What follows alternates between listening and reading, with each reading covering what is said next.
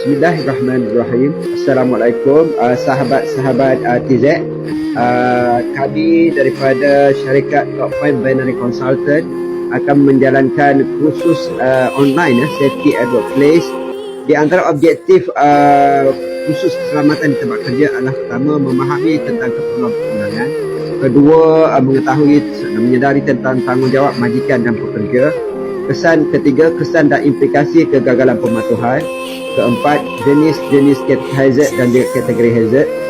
Kelima, mengenal pasti punca-punca kemalangan. Yang keenam, pendekatan pencegahan kemalangan. Dan juga yang ketujuh, kaedah kawalan kemalangan melalui 7 Hop. Kursus diadakan dalam talian dengan kadar yuran RM100.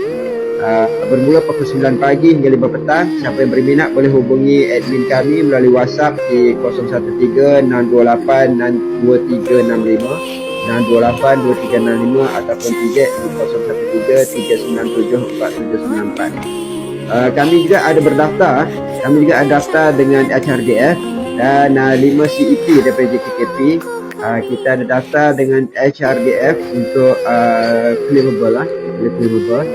Siapa yang berminat, safety consultant, safety engineer, safety supervisor, safety officer, daripada kilang, industri kilang, construction dan sebagainya, boleh WhatsApp kepada kami untuk dapatkan borang penyertaan. Jadi mereka yang berminat boleh daftar segera, boleh daftar sekarang. Kita dengan kadar bayaran RM100, boleh hubungi kami di talian 013-397-4794 TZ ataupun admin kami 013-628-2365. Okey, speaker adalah saya, Tuan Zamri. InsyaAllah kita akan bersama-sama berkongsi pengalaman dan juga berkongsi maklumat dalam kursus Safety at Workplace secara dalam talian. Okey, Assalamualaikum. Tolong wawarkan kepada sahabat-sahabat kita yang lain-lain ya, insyaAllah. Allahumma salli ala Muhammad. Okey, Assalamualaikum.